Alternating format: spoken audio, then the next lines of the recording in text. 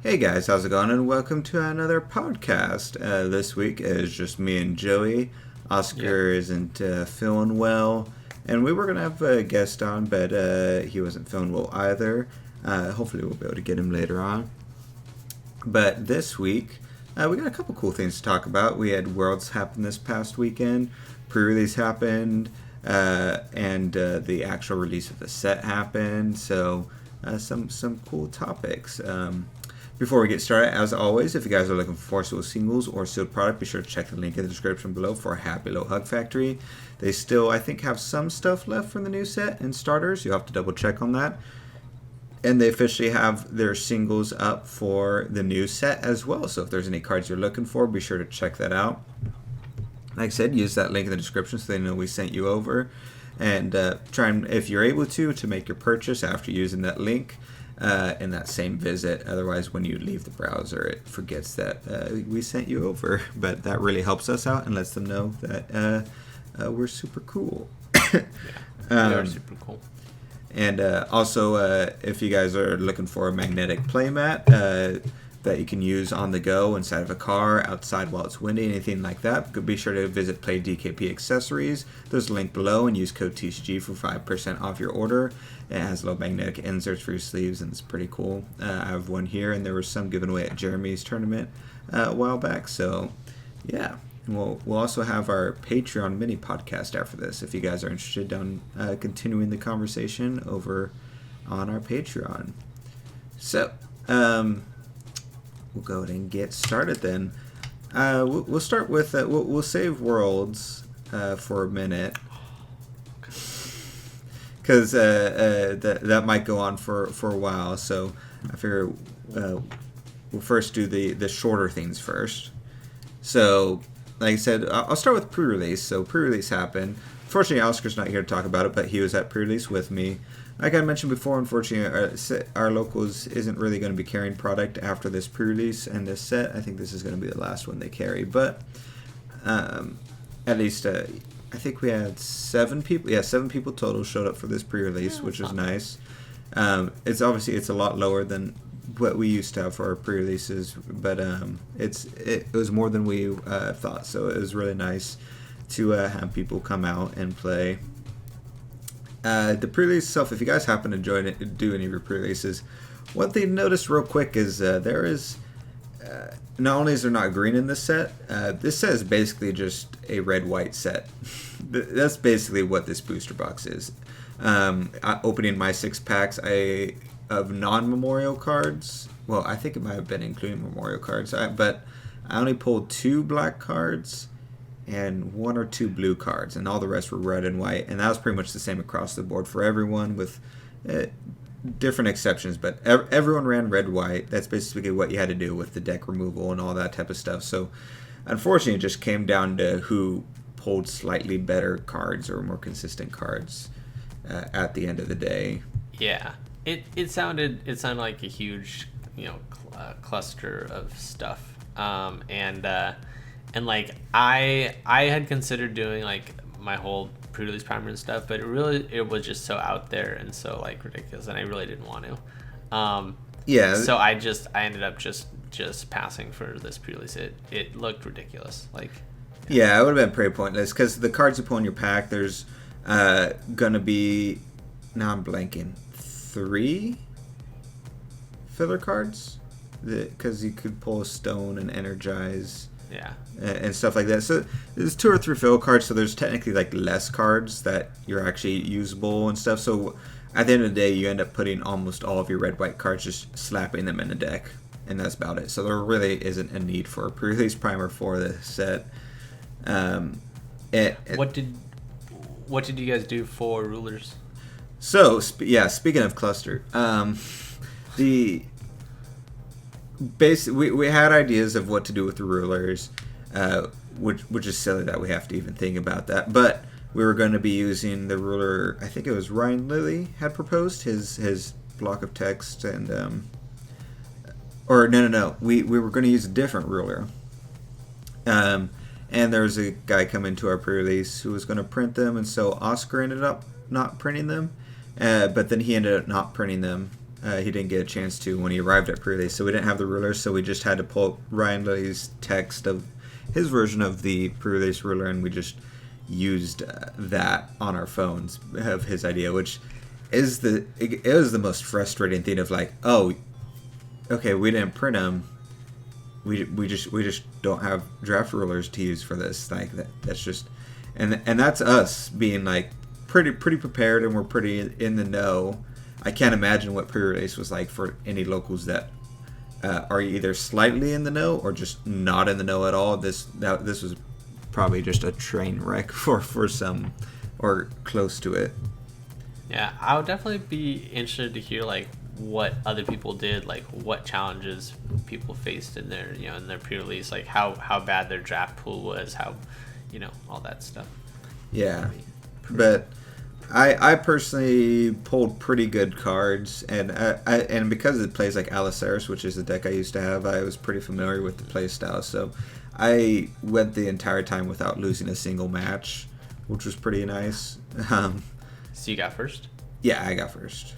Nice. And I just passed on the ruler promos because those were the pre-release promo, or not the pre-release promo, but there were the Lenneth rulers in there that I won, but I just gave it. Me and Oscar both gave them to someone else that are locals because they have another locals they go to as well. So it gave it to them so they can use that as prizing.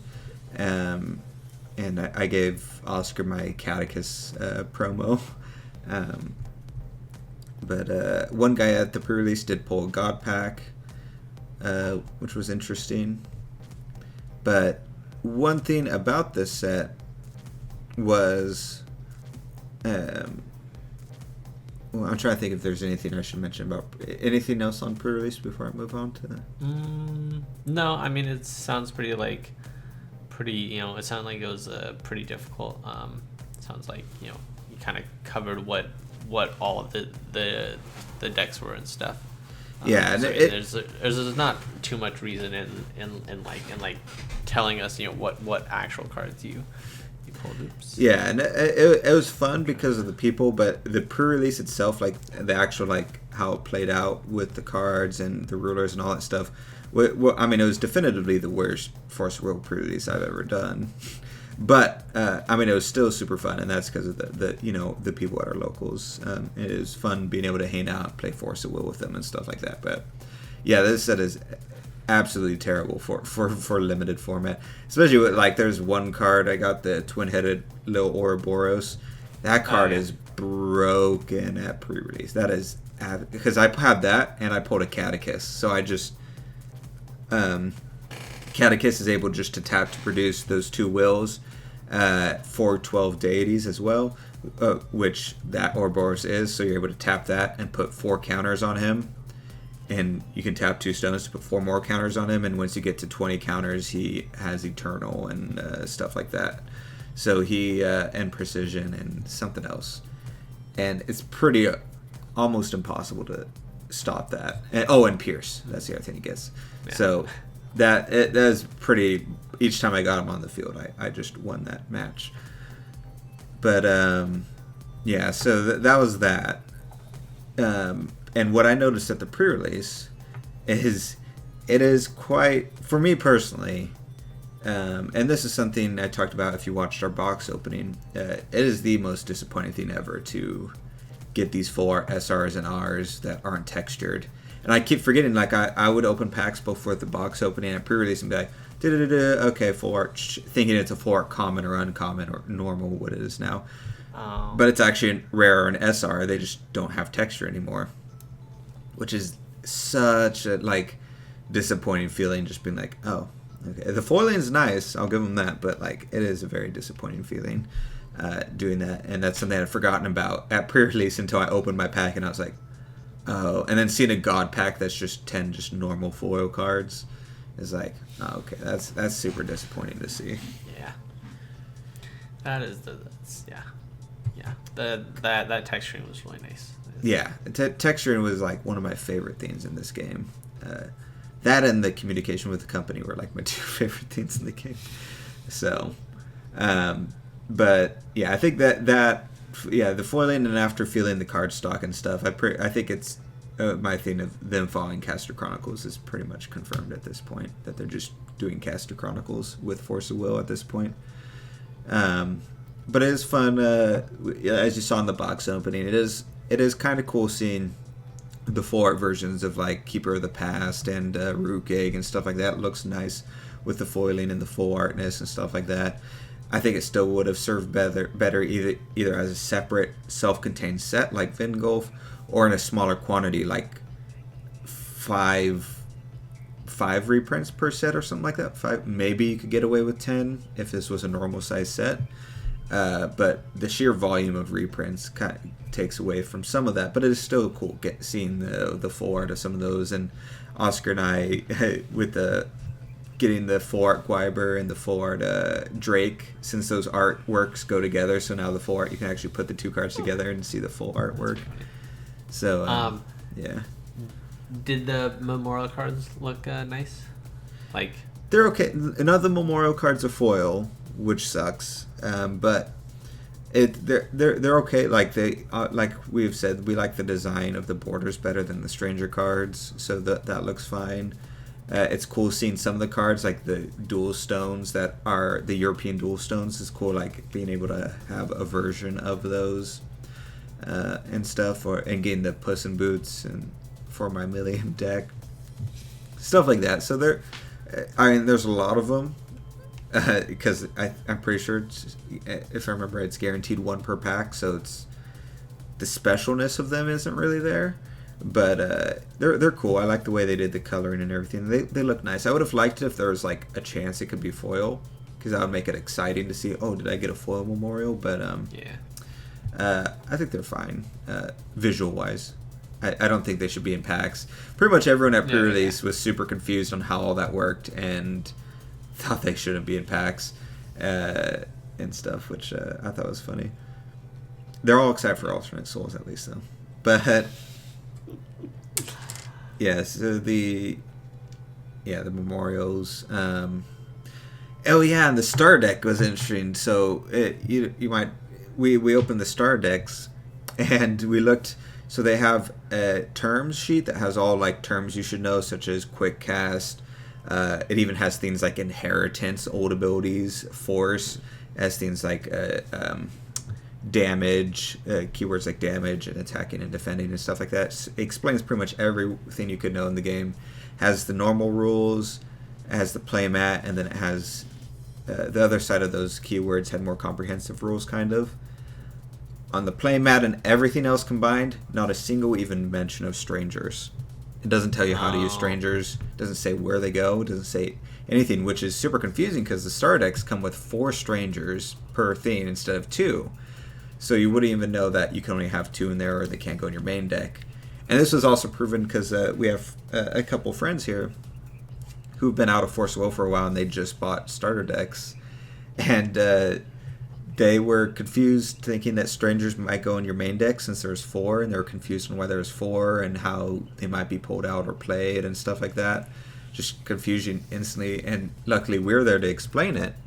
I don't know if they were already playing a game when they were asking these questions, but it's one of those things where it's like, this is absolutely terrible for anyone new trying to get in the game. So we put up the video of the star deck explaining it, so hopefully people will go and search for that on YouTube and find out. But golly, that's super weird. There's not even like a mention of what a stranger card is in all of those materials in the starter deck. Especially like none of the like restrictions. Like I don't think the rulers have like that much to say about the strangers, right? Like it's like, oh, you make a stranger deck, but I don't. It says the actual rules. Yeah, it kind of explains it on the ruler where it says you have a stranger deck that has maximum 2 strangers in it, but it doesn't say anything about like, hey, the only way you can pull strangers is through the randomization process. Although you could kind of assume that if you're familiar with TCGs, but if you're not, you're not going to know that. And nowhere on that does it say that strangers can only be played in the stranger deck. I mean, did the rune starter decks have like descriptions about runes and stuff? Yeah, so I'd imagine that like you know, I'd imagine it'd be similar to that. Like I don't see a reason why they wouldn't explain kind of that ruling. Yeah, it's not like And it's not like you can uh, go Google it real quick or check the CR rules real quick, because it's not on there as of right now. Or we're hoping they update it quickly. At the latest, you would think they would update it by this Saturday or Sunday, but we'll see. If it's any later than Saturday or Sunday, that's at that point you're just getting to incompetence at that point. Yeah, and I mean, it's, this isn't like, it's not like it's intuitive either. I feel like it definitely is something that you need to have explained to you. Yeah, especially if the whole point of this set is to draw in new people and old people who left the game, if that's the idea behind it that people are saying, then you should probably explain how stuff works. But yeah, so we'll see. There's some pretty cool stuff. I'll see. I'm gonna try and build an Aliceris reminiscent deck. Oscar and I were exchanging cards and stuff earlier today. So we'll see if I can make something cool. What is Oscar planning on building? He's doing something with Lenneth, I believe. I'm gonna be making a Melgus stuff. I don't know. He's doing stuff with the goddesses though, Keepers of the Past and all that stuff. I think.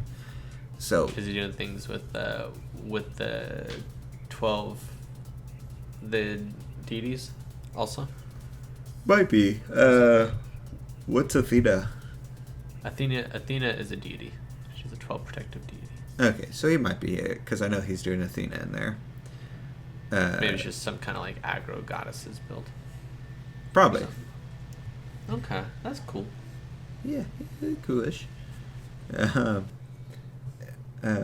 yeah, we'll let you guys know. Hopefully we'll do some gameplay here. Obviously we got the holidays and stuff coming up with Thanksgiving, and then it's, for me personally, it's Thanksgiving and then my anniversary, and then not the following week but the week after I have something going on, and then Christmas, and then after Christmas is my birthday. So this is the time of year, if you guys are following our channel at all, this is around the time where we slow down on content. But yeah, there's a chance we aren't doing a podcast on Thanksgiving, obviously. Yeah, we're skipping that week. There's a chance Oscar and I might be able to get together and film some stuff preemptively, but we're waiting to find out. Oscar and I can do some stuff preemptively. Yeah, we'll try and see if we can't can backlog some stuff. Probably be on the Patreon podcast. If anybody's curious, I'm planning on building red black. What's her name? Oh my gosh, Scotty? No, that's where we go. The red eyes girl. What's her? Oh yeah, is that Shakti? Yeah. Shakti. Yeah. Pretty sure. That's what I was going to be putting in my deck as well. Because I'm going to try and make the remove from game goddess aggro deck is my initial draft in my Shakti. head. Okay, that doesn't make any sense. Well, Shakti's aggro, so. Yeah, but like remove from game shenanigans doesn't really make sense. Yeah, it does, because that allows you to basically have a second hand as well as extra damage, so that you can punch her through a lot easier. And whatever you say.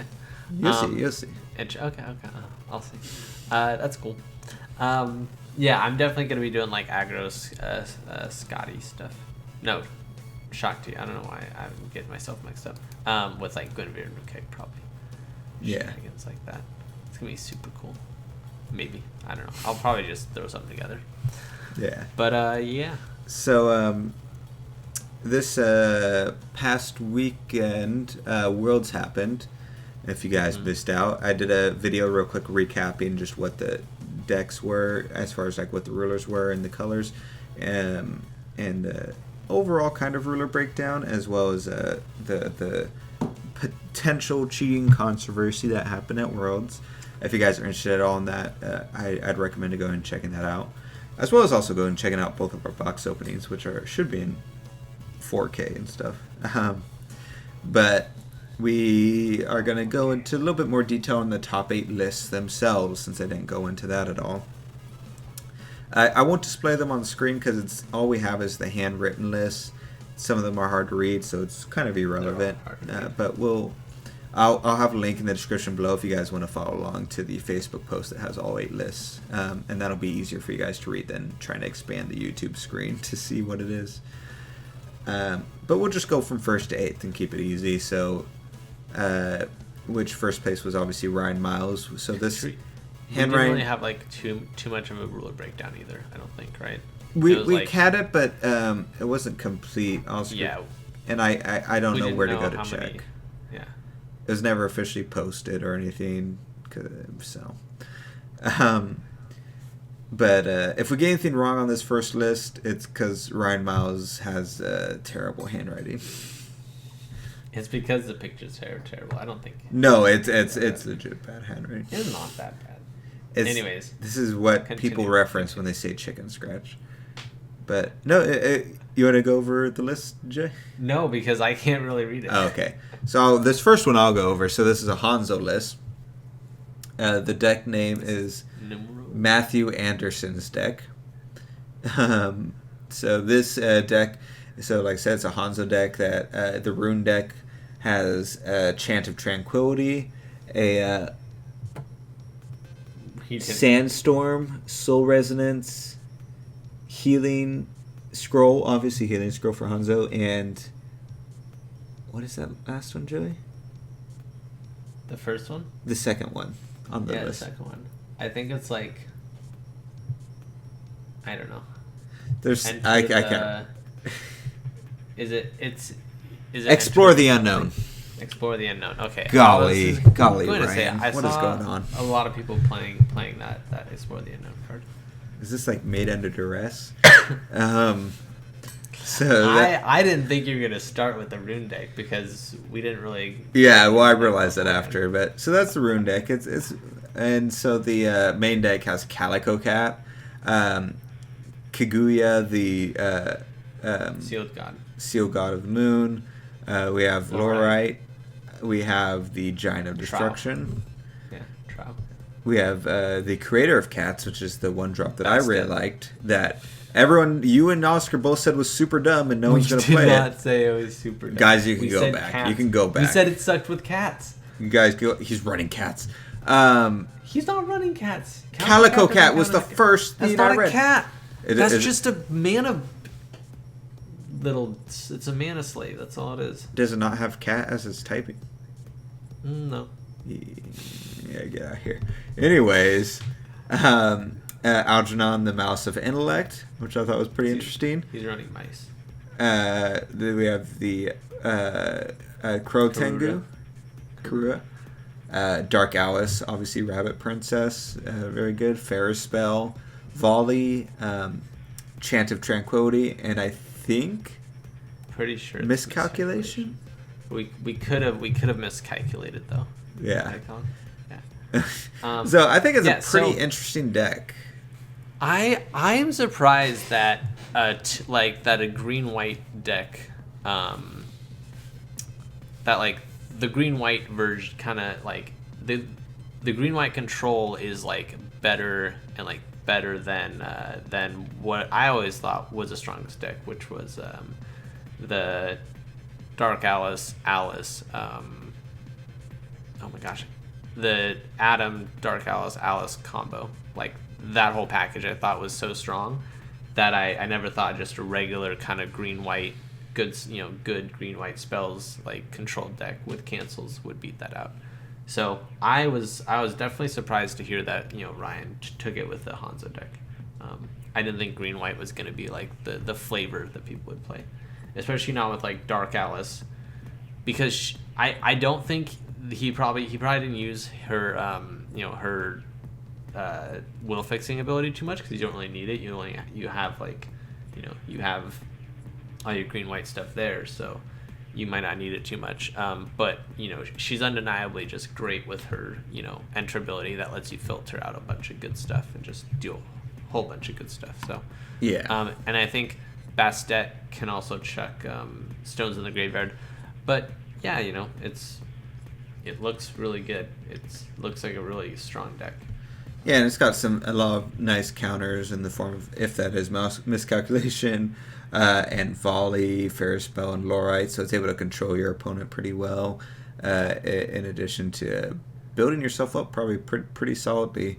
I like that it does have the stuff like the mouse of intellect and all that, which is pretty cool. Yeah, like Trow's good. He gives you some of that ramp.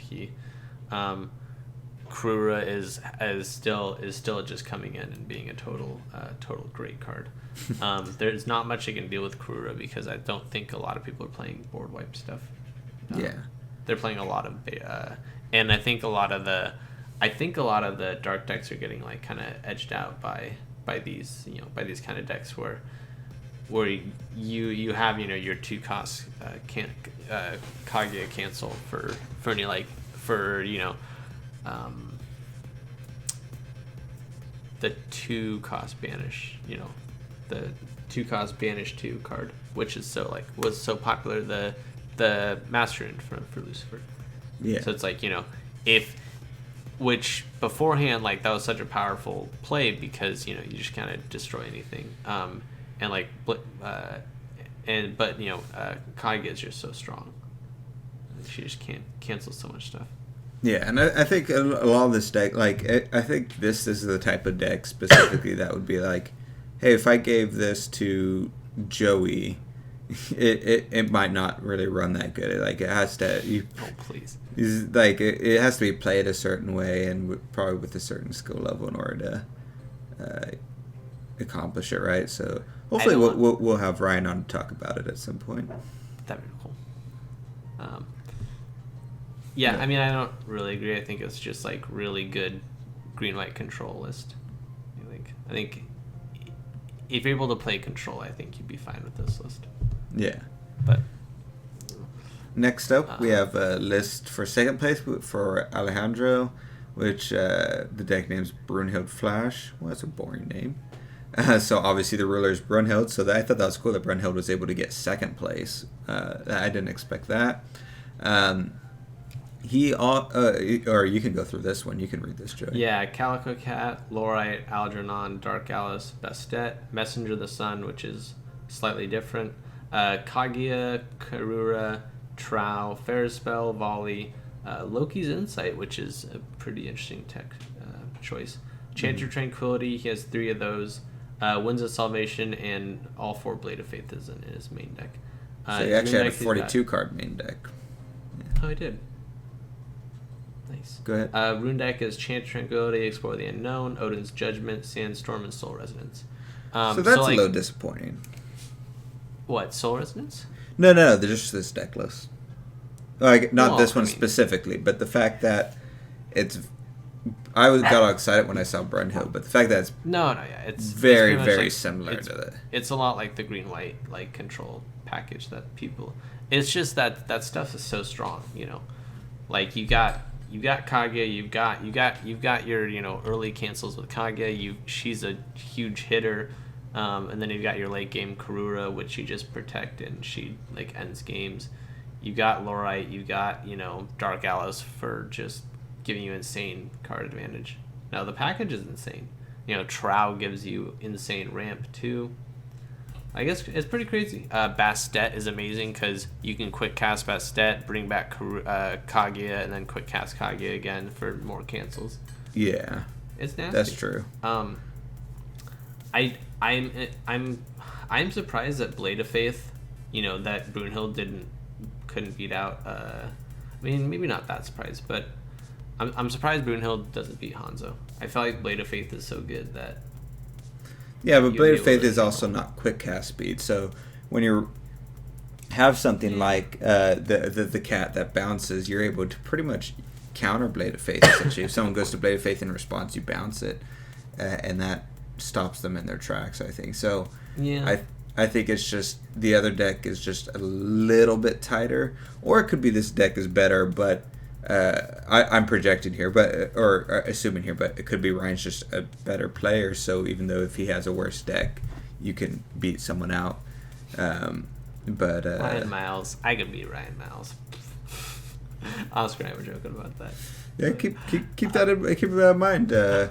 I think, just so everyone knows, I think the exact verbiage was with Ryan Miles' Worlds list he just won with, Joey said he could beat him with Joey's Fuji list.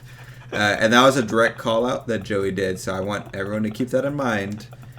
And if Ryan, if you're watching this, let us know if you saw that. Yeah. Well, we apparently had a mystery guest that I think you mentioned earlier, Colin, but who knows who that could have been. Yeah, it's a mystery. But yeah, so we can move on to the next list, Joey. Yeah, that's a good list. Yeah, it's solid. It's solid. All right, you're gonna be reading this list. Okay. This is third place for Steven.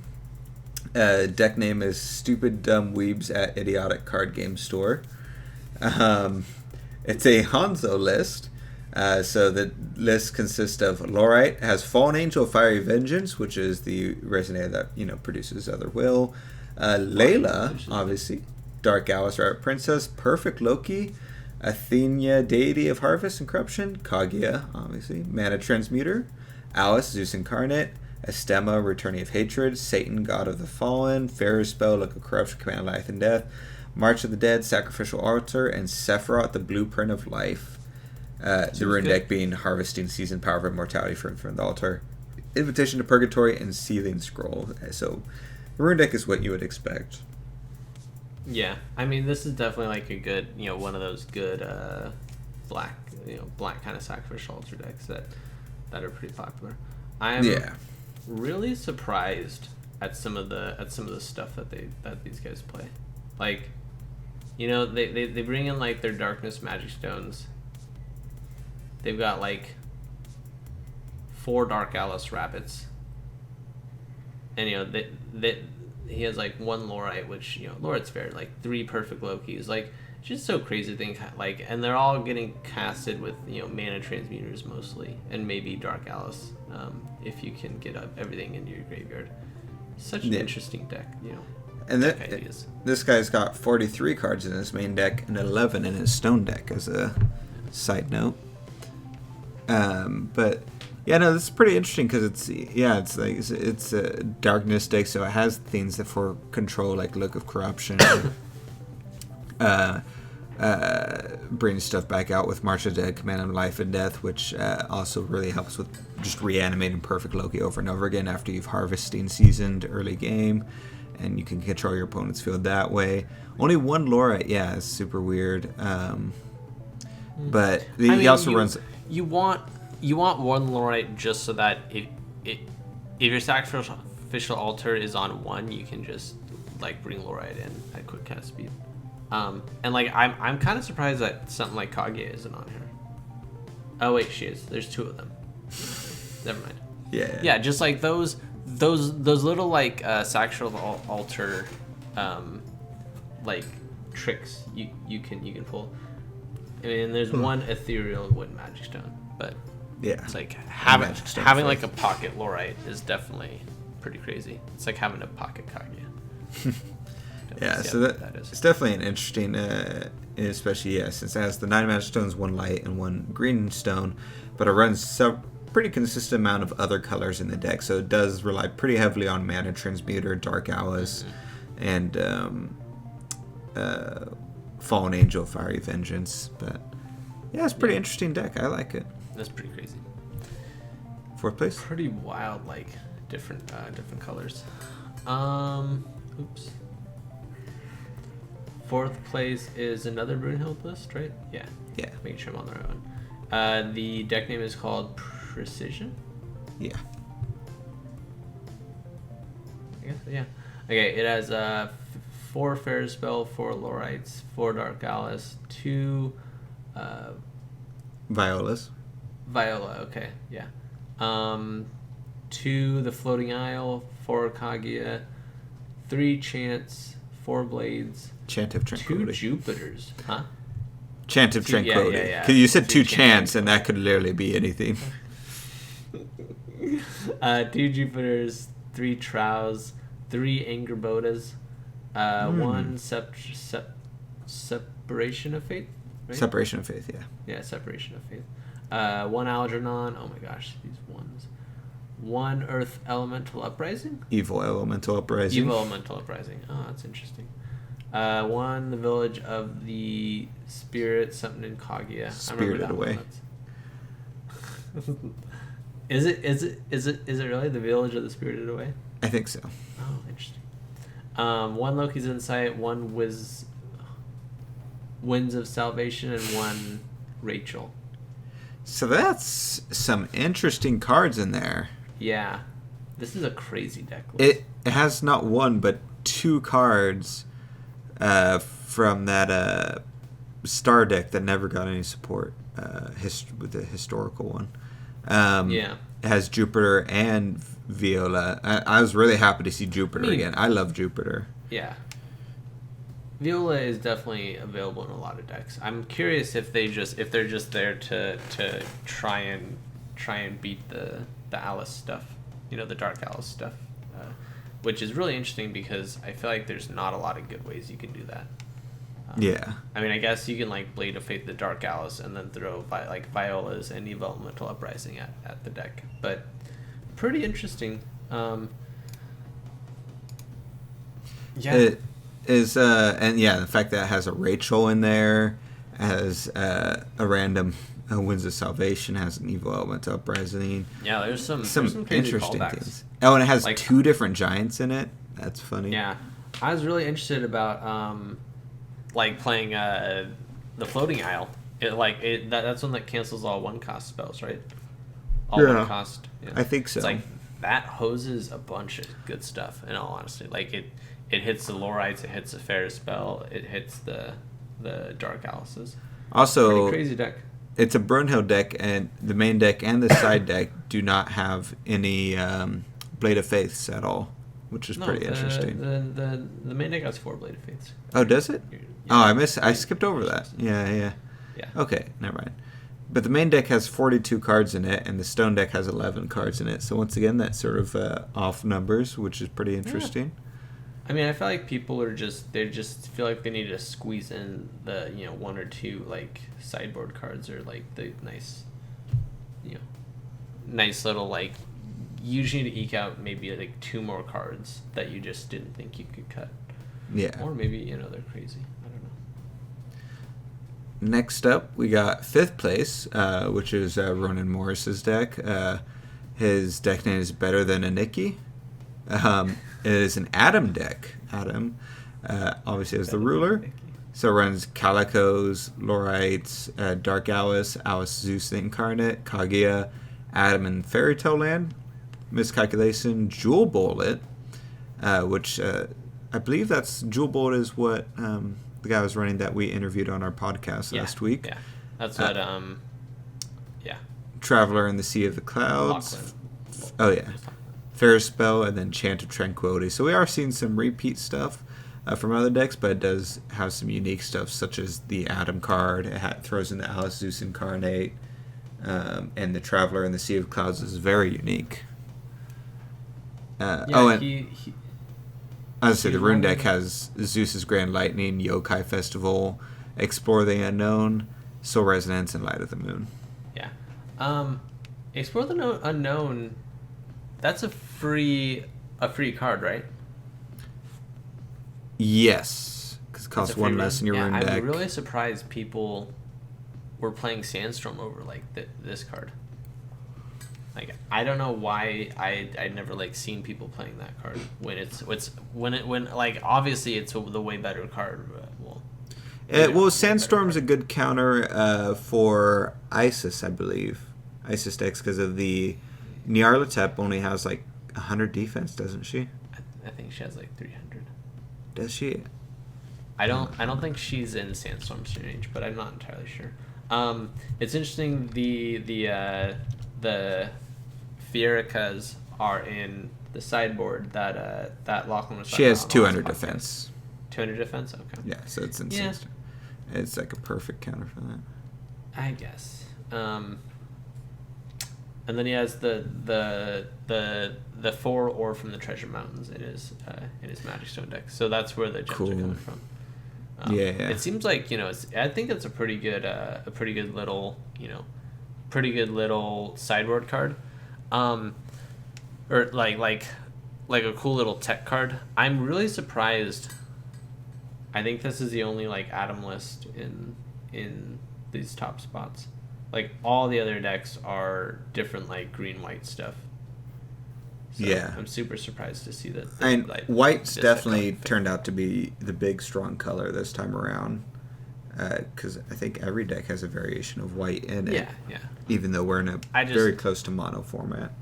I just figured like the consistency with Dark Alice and Atom together like would boost her up, and then with Kaguya on top of that, like I always felt like that was the way to go. But clearly, I think people are just going straight to like the green white good stuff, and they're not caring about like the regular Alice. They just want Dark Alice for her draw abilities. Well, and it's hard to get around the power of the Ceiling Scroll and Hanzo as well. Yeah. Like, that's just so strong. I mean, yeah, this third place, I think, the one that we covered, who's playing Hanzo and who's playing like all black, like all black cards and that's just the thing that happens now. Yeah. Next up, Joy. Green white hate beans. Hate bears. That's the hate deck bears. name. It's not hate. Yeah, it's not hate beans. It's hate bears. From pretty sure Magic reference. Hanzo, 2 Loki's Insight, 4 Viola, 4 Lorite, 3 Algernon, 4 Elemental Blast. Blast? Okay. Yeah. 4 Dark Alice, 1 Separation of Fates, 4 Kaguyas, 4 Calico Cats, 2 Trow, 4 for a Fair Spell, 3 Chant of Tranquility, 1 Winds of Salvation.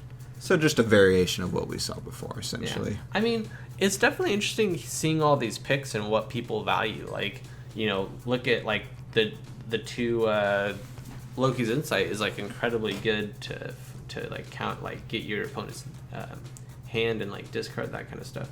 Like 4 Violas, whereas other people are not valuing the Viola that high.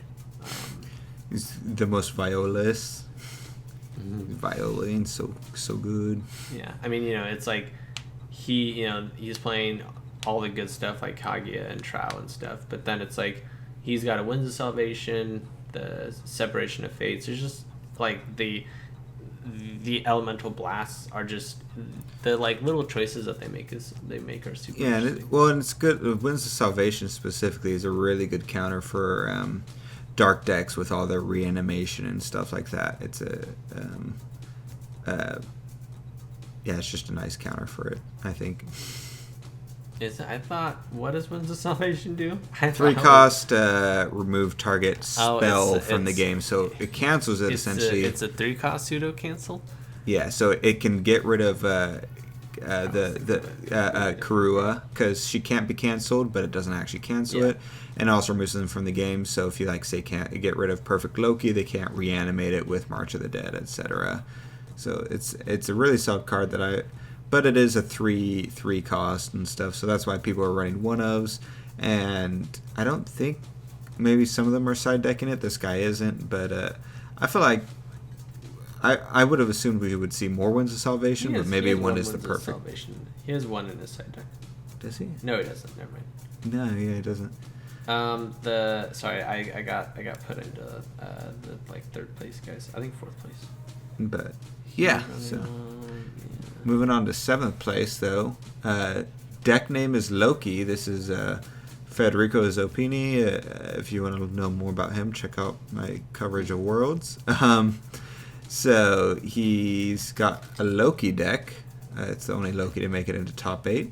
And obviously it runs Layla, Athena, Deity of Harvest, Perfect Loki, Dark Alice, Mana Transmuter, Sacrificial Altar, The Return of the God, Accuse's Call, Order of Life and Death, Loki's Insight, Utgarda, Giant of Darkness, Life Severing Blade,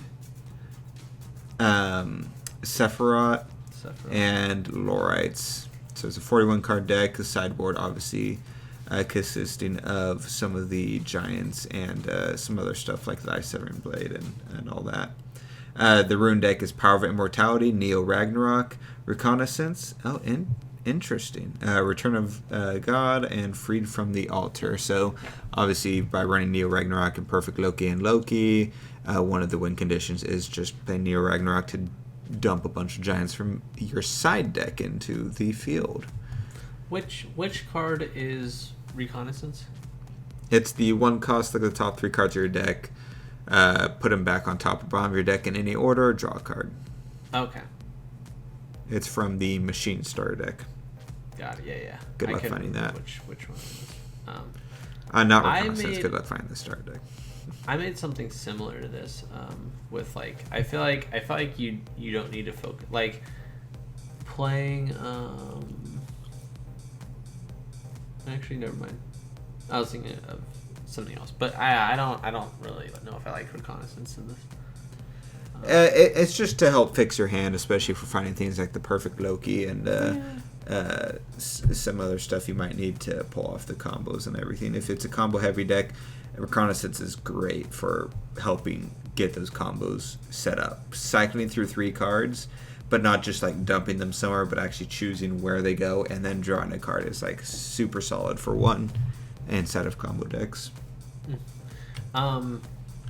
He's missing Alice, isn't he? Because she could totally go in that sideboard deck. No, because Alice was unofficially ruled that it does. Side deck is not part of the official play area, so it doesn't count as a giant. Oh, I didn't know that ruling. Yeah. Okay. Well, it's unofficial. Yeah. I didn't know about they were using an unofficial kind of ruling for that. Yeah. Last one we have is an IU deck. I'm not gonna go through all these. What's the title? I don't know. I can't read it. Goodbye, my lover. This is Enrique. It's an IU deck. So as you guys know, runs a lot of one of cards. I'll real quick scan through. Is there anything that pops out as interesting or new? He's running Alice Zeus Incarnate. How does that even work? Because it's it counts as one of the things you can discard for your ruler because it's it counts as a myth or whatever. Spirit or whatever, or not spirit. What is it? A soul. Soul. Yeah, it counts as a soul, so it counts as one of the things you can discard. That makes so much sense. Yeah, Dark that's Alice, one thing we pointed out. Yeah, is really cool.